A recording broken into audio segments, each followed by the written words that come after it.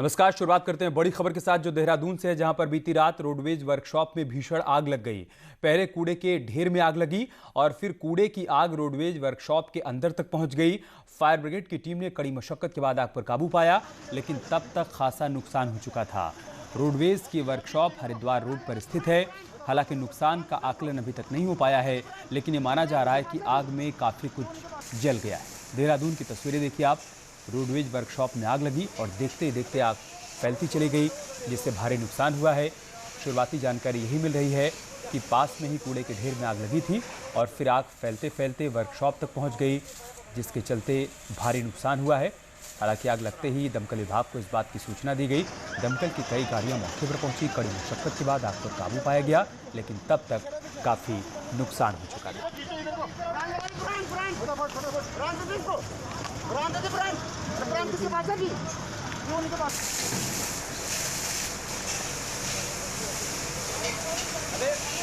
तो तस्वीरें हम आपको देहरादून की दिखा रहे हैं, जहां पर रोडवेज वर्कशॉप में आग लगी, जिससे भारी नुकसान हुआ है। हरिद्वार रोड पर ये वर्कशॉप स्थित है, जहां पर कूड़े के ढेर में आग लगी और फिर आग फैलते फैलते वर्कशॉप तक पहुंच गई, जिससे वर्कशॉप में रखा सब कुछ जलकर स्वाहा हो गया। मौके पर मौजूद लोगों ने फौरन ही दमकल विभाग को इस बात की सूचना दी। दमकल की गाड़ियां मौके पर पहुंची और आग पर काबू पाया जा सका, लेकिन कितना नुकसान हुआ है इस बात का आकलन फिलहाल अभी तक नहीं हो पाया है। राहत की बात बस ये है कि किसी प्रकार की कोई जनहानि इस आग में नहीं हुई है। और सतेंद्र बर्थवाल इस वक्त हमारे साथ देहरादून से फोन लाइन पर जुड़ चुके हैं। सतेंद्र, क्या जानकारी है?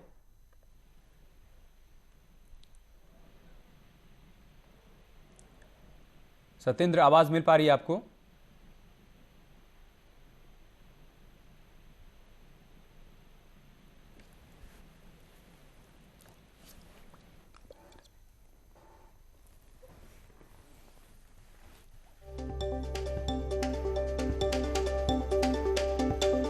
तस्वीरों से आप अंदाजा लगा सकते हैं कि आग कितनी भीषण लगी थी, जिससे सब कुछ जलकर स्वाहा हो गया है। हालांकि वक्त रहते यहां काम करने वाले सभी कर्मचारी वर्कशॉप से बाहर आ गए थे, जिससे कोई जनहानि तो नहीं हुई है, लेकिन नुकसान कितना हुआ है इस बात का आकलन अभी तक हो नहीं पाया है। आग लगने का कारण बताया जा रहा है कि वर्कशॉप के ठीक पास में कूड़े का ढेर था, उसमें आग लगी और फिर आग फैलते फैलते वर्कशॉप तक पहुंच गई। मौके पर अफरा तफरी का माहौल दिखा। वहां पर जो लोग मौजूद थे उन्होंने पहले आग पर काबू पाने का प्रयास किया, लेकिन कामयाब हो नहीं पाए। इसी बीच दमकल विभाग को इस बात की सूचना दी गई। दमकल की गाड़ी मौके पर पहुंची और तब जाकर आग पर काबू पाया जा सका। देहरादून से सतेंद्र हमारे साथ जुड़ चुके हैं। सतेंद्र, आप सुन पा रहे हैं? हेलो सतेंद्र, अगर आपको आवाज मिल पा रही हो तो देहरादून में जो आग लगी इसके बारे में क्या जानकारी है आपके पास? अमित, ये देर शाम की आग की घटना है, जहाँ की ये जो रेल हेलो ठीक है, बहुत शुक्रिया आपका हमारे साथ जुड़ने के लिए और जानकारी हम तक पहुंचाने के लिए। देश में आयुर्वेद डॉक्टर्स को सर्जरी की परमिशन देने वाले नोटिफिकेशन का विरोध शुरू हो गया है। इंडियन मेडिकल एसोसिएशन ने आज प्राइवेट अस्पतालों में ओपीडी बहिष्कार का फैसला किया है। इंडियन मेडिकल एसोसिएशन का यह कहना है कि एमबीबीएस और एमडी कर चुके डॉक्टर्स के अलावा किसी को सर्जरी की परमिशन नहीं होनी चाहिए। इसी बात को लेकर आज कोई भी प्राइवेट डॉक्टर ओपीडी नहीं देखेगा। वहीं आयुर्वेद डॉक्टर्स का कहना है कि यह फैसला सही है। इससे ऐसी जगहों पर मरीजों को इलाज मिल पाएगा जहां पर डॉक्टर्स की कमी है। आयुर्वेदिक डॉक्टर सब सर्जरी कर सकते हैं। एलोपैथ उन्होंने नाम तो शल्य चिकित्सा उस तरह का दे रखा है, लेकिन उनके यहाँ एमएस होता भी था पहले कुछ जगह पे, लेकिन वो आयुर्वेदिक सर्जरीज होती। अभी इन्होंने एलोपैथिक सर्जरीज विद एलोपैथिक उसमें सब अलाउ कर दिया है।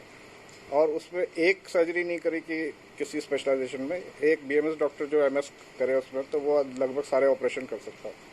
तो ये चीज़ बिल्कुल गलत है, क्योंकि एमबीबीएस डॉक्टर जो कंपटीशन से निकला हुआ है और वही पढ़ाई करी है उसने, वो उसको अलाउड नहीं है अभी तक। और एक बीएमएस डॉक्टर जिसने उस बारे में कुछ नहीं पढ़ा हुआ है, वो चीज़ वो लोग कर सकते हैं। और देहरादून से हमारे सहयोगी दीपांकर इस वक्त हमारे साथ लाइव जुड़ चुके हैं। दीपांकर, आईएमए के विरोध का क्या कारण है, क्या आधार है, क्या कहा जा रहा है? सेंटर की तरफ से एक नोटिफिकेशन है जिसमें यह कहा गया है कि अब आयुर्वेद डॉक्टर्स भी इलाज कर सकेंगे, सर्जरी कर सकेंगे खास तौर पे। और इसी बात का विरोध इंडियन मेडिकल एसोसिएशन पूरे देश में कर रही है। उत्तराखंड में भी जो मेडिकल एसोसिएशन का जो संघ है देहरादून का, उत्तराखंड का, उन्होंने भी इसका विरोध किया है। तो आज देहरादून में कोई भी प्राइवेट डॉक्टर ओपीडी नहीं देखेगा। एमबीबीएस डॉक्टर्स का यह कहना है कि आयुर्वेद डॉक्टर्स को इस तरह की परमिशन नहीं मिलनी चाहिए कि वो सर्जरी कर पाए। वहीं आयुर्वेद के डॉक्टर्स का तर्क ये है कि उन्हें भी जो बेसिक प्राइमरी कोर्स होता है वो भी वो जानते हैं। हालांकि वो एमएस या एमडी का अलग से कोई कोर्स उनका नहीं होता सर्जरी का या सर्जन का, लेकिन बावजूद इसके कुछ छोटी मोटी सर्जरी जो होती है वो कर सकते हैं और ये परमिशन उनके लिए सही है। ऐसी जगहों पर जहां पर डॉक्टर्स की कमी है या वहां पर कोई एमबीबीएस डॉक्टर नहीं है, आयुर्वेद का डॉक्टर है, तो वो छोटी सर्जरी वहां पर कर सकता है, माइनर सर्जरी कर सकता है। मेजर ऑपरेशन के लिए इजाजत अभी भी वहां पर नहीं होगी। लेकिन एमबीबीएस डॉक्टर्स का यह कहना है कि वो 5 साल एमबीबीएस करते हैं, फिर 2 साल का एमएस और एमडी का कोर्स करते हैं, तो फिर उस कोर्स की वैल्यू क्या रह जाएगी, जो उस डॉक्टर की क्या मान्यता रह जाएगी जो 5 साल एमबीबीएस करके आएगा। तो ये एमबीबीएस डॉक्टर वर्सेस आयुर्वेद के डॉक्टर्स का अब विरोध है। आज ओपीडी कहीं पर नहीं चलेगी, प्राइवेट डॉक्टर्स कोई ओपीडी नहीं देखेंगे। वहीं आयुर्वेद डॉक्टर्स का कहना है कि उनके लिए फैसला बिल्कुल सही है। अमित, ठीक है, बहुत शुक्रिया आपका हमारे साथ जुड़ने के लिए दीपांकर, और जानकारी हम तक पहुंचाने के लिए। आगे बढ़ते और बात करते एक और बड़ी खबर की। देहरादून स्मार्ट सिटी के तहत आज पहली इलेक्ट्रिक बस सड़क पर उतरेगी। सीएम त्रिवेंद्र सिंह रावत बस को हरी झंडी दिखाकर रवाना करेंगे। ट्रायल सफल रहा तो नए साल पर 30 बसें दून की सड़कों पर उतार दी जाएंगी। स्मार्ट सिटी बस संचालित कर रही कंपनी को 65 रुपये प्रति किलोमीटर के हिसाब से भुगतान किया जाएगा और पैसेंजर का किराया स्मार्ट सिटी के खाते में जाएगा।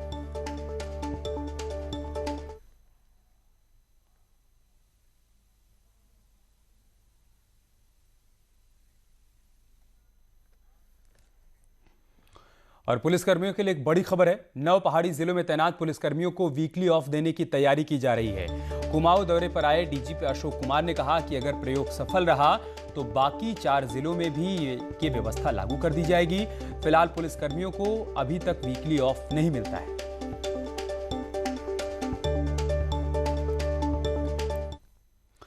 गढ़वाल केंद्रीय विश्वविद्यालय की यूजी और पीजी की फाइनल सेमेस्टर समेत डिप्लोमा कोर्सेज की परीक्षाएं जनवरी में होनी हैं। कोरोना की वजह से 1000 से अधिक छात्र परीक्षा में शामिल नहीं हो पाए थे। सभी परीक्षाएं ऑफलाइन मोड में ही करवाई जाएंगी।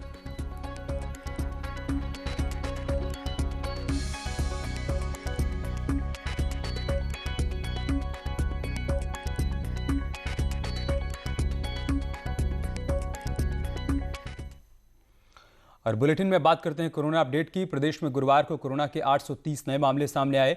वहीं बीते 24 घंटे में 12 कोरोना संक्रमितों की मौत हो गई। कुल कोरोना केस की संख्या 80,000 के पार पहुंच चुकी है। उत्तराखंड में कोरोना के एक्टिव केस 5,700 हो गए हैं।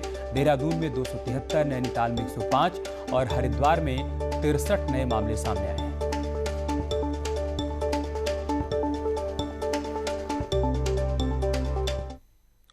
पूरे देश में कोरोना के लगातार मामले सामने आ रहे हैं। वहीं वैक्सीन को लेकर भी तैयारियां चल रही हैं। उत्तराखंड में भी वैक्सीन के आने पर क्या तैयारियां हैं, इसे लेकर न्यूज 18 ने सीएम त्रिवेंद्र रावत से खास बातचीत की है। सीएम ने बताया कि वैक्सीन को लेकर केंद्र की गाइडलाइंस को फॉलो किया जाएगा और ब्लॉक लेवल तक कोल्ड चेन बनाने की व्यवस्था भी की जा रही है। साथ ही व्हीकल और उपकरण को लेकर सीएम ने बताया कि जनवरी तक मिलने की संभावना है। साथ ही वैक्सीन के लिए सुरक्षित जगह की जरूरत पर भी काम किया जा रहा है।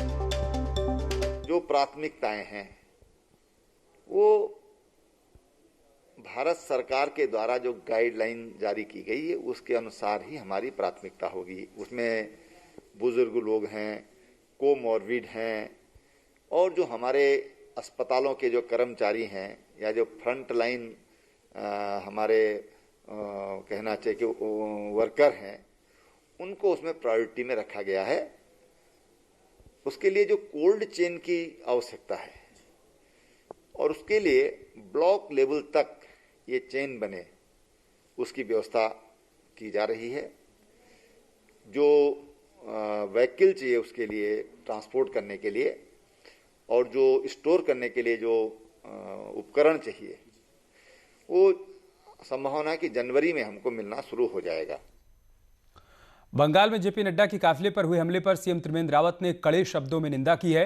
सीएम ने कहा कि काफिले पर हमला अत्यंत कायराना हरकत है, इसकी जितने भी कड़े शब्दों में निंदा की जाए वो कम है। विरोध के सुरों को सुनना ही लोकतंत्र है, लेकिन बंगाल की सरकार हर हाल में विपक्ष की आवाज को दबाना चाहती है। उन्होंने कहा कि लोकतंत्र में ऐसी घटना के लिए कोई स्थान नहीं है और इस कायराना हरकत का जवाब बंगाल की जनता बखूबी देगी। काफिले पर हमले की उच्च स्तरीय जांच होनी चाहिए और साथ ही दोषियों पर कड़ी कार्रवाई भी होनी चाहिए। बेहद दुखद बात है ये, और ममता बनर्जी जी के द्वारा जिस तरह से वहां पर भारतीय जनता पार्टी के कार्यकर्ताओं पर हमला किया जा रहा है, हत्याएं की जा रही हैं और हत्याओं को दुर्घटना का स्वरूप दिया जा रहा है, ये लोकतंत्र के लिए बहुत बड़ा खतरा हो गया है। आज पश्चिम बंगाल में ममता बनर्जी जी को चाहिए कि वो देश के अन्य राज्यों की तरफ देखें। चुनाव हर राज्य में होते हैं, पूरे देश में होते हैं, और कोई हारता है, कोई जीतता है, लेकिन लोकतंत्र में हिंसा के लिए कभी कोई स्थान नहीं रहा है। और जिस तरह की बौखलाहट उनमें दिखाई दे रही है, उससे साफ लगता है कि ममता बनर्जी हताशा और निराशा में हैं और उनके हाथों से वहां की कुर्सी खिसक रही है। उत्तराखंड में अधीनस्थ सेवा चयन आयोग अब ऑनलाइन परीक्षाएं आयोजित करवाने की तैयारी में है। सीएम त्रिवेंद्र रावत ने सचिवालय में ऑनलाइन एग्जाम के लिए ट्रेनिंग वीडियो भी लॉन्च किया। सीएम ने अधिकारियों को निर्देश दिए हैं कि ऑनलाइन एग्जाम के लिए जिले, तहसील और ब्लॉक में छात्रों के लिए ट्रेनिंग की व्यवस्था की जाए ताकि छात्रों को एग्जाम में कोई मुश्किल ना हो। वहीं चयन आयोग के अध्यक्ष एस राजू ने बताया कि 2500 नए पदों के लिए जल्द ही एड जारी किया जाएगा।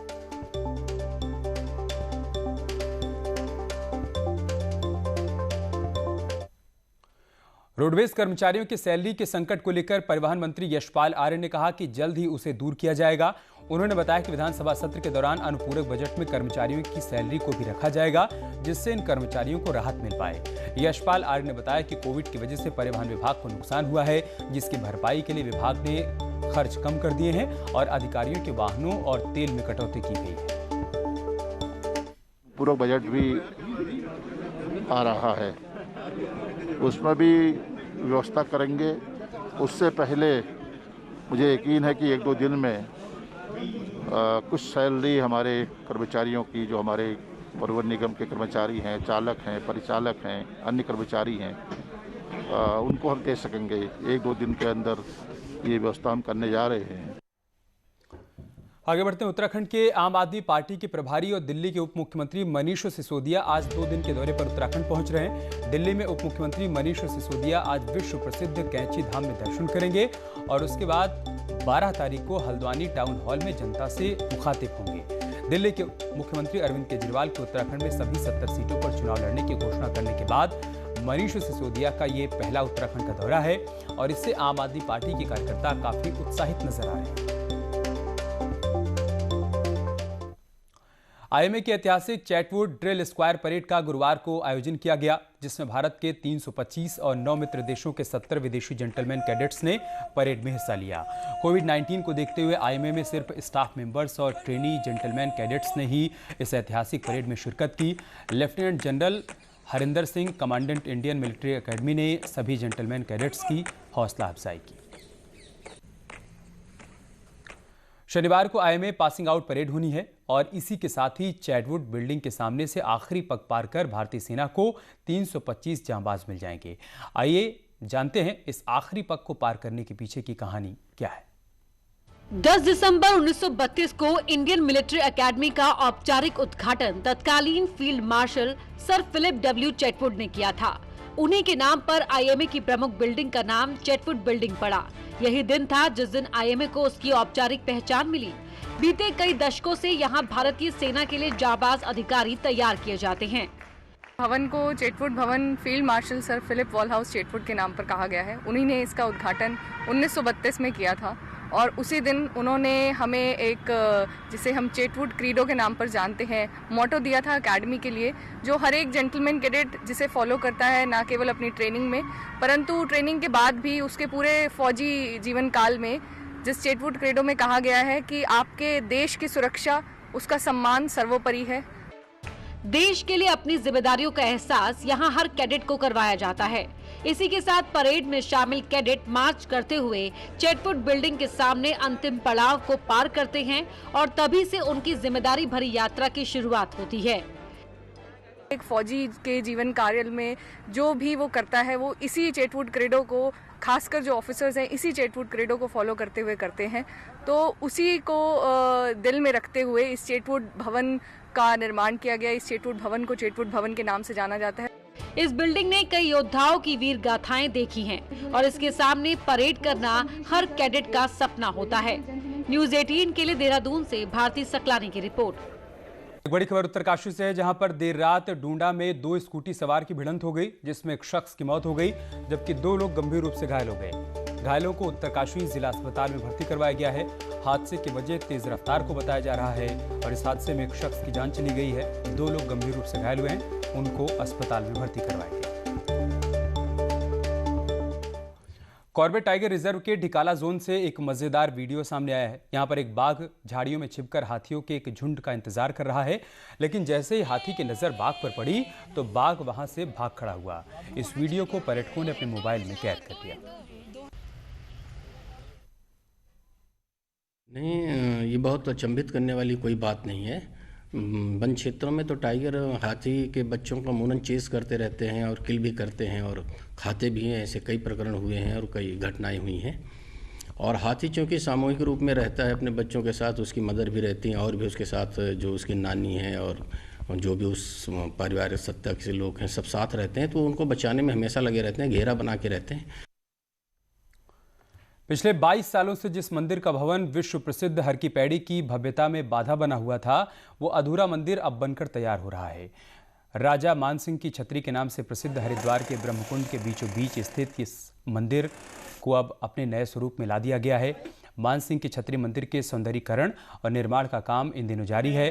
उम्मीद जताई जा रही है कि जब श्रद्धालु कुंभ के दौरान हर की पैड़ी पर डुबकी लगाएंगे तो ये मंदिर अपने भव्य स्वरूप में आकर हर की पैड़ी की सुंदरता में 4 चांद लगाएगा। आपको बता दें कि विश्व प्रसिद्ध हर की पैड़ी पर 22 सालों से अधूरा पड़ा ये मंदिर शुरू से ही विवादों में घिरा रहा है। जहां हरिद्वार के तीर्थ पुरोहित इसे राजा मानसिंह की छतरी के नाम से पुकारते हैं, तो वहीं मंदिर के प्रबंधक और पुजारी इसे प्राचीन गंगा मंदिर मानते हैं। गंगा सभा के महामंत्री तन्मय वशिष्ठ ने बताया है कि इस मंदिर का कार्य अब अंतिम चरण में है और इस मंदिर में फिनिशिंग का कार्य चल रहा है, जिनमें 1 से 2 महीने लग जाएंगे। इस मंदिर के बन जाने से हर की पैड़ी की सुंदरता में और 4 चांद लग जाएगा। डीएम का कहना है कि समय समय पर मंदिर की मॉनिटरिंग भी की जा रही है और कुंभ से पहले इस मंदिर को बनाने के दिशा निर्देश भी दिए गए हैं। देखिए, जो काम है मंदिर का, जिसको आप मानसिंह की छतरी कह रहे हैं, इसमें ये प्राइमरीली रेस्टोरेशन का काम है और ये इंटैक्ट के माध्यम से कराया जा रहा है, जो कि इस तरह के रेस्टोरेशन के मैटर्स में एक तरह से एक्सपर्ट संस्था है और उसमें यहाँ पे इनका फोर्स भी है, इनके लोग भी हैं। इसमें हमारी जो मॉनिटरिंग कमेटी थी CBRI की और IIT के इसमें प्रोफेसर्स थे और इसके अलावा ASI के भी इसमें मेंबर्स थे। उन्होंने एक रिकमेंडेशन दी थी जिसके आधार पर ये रेस्टोरेशन हो रहा है। हम पूरी उम्मीद करते हैं।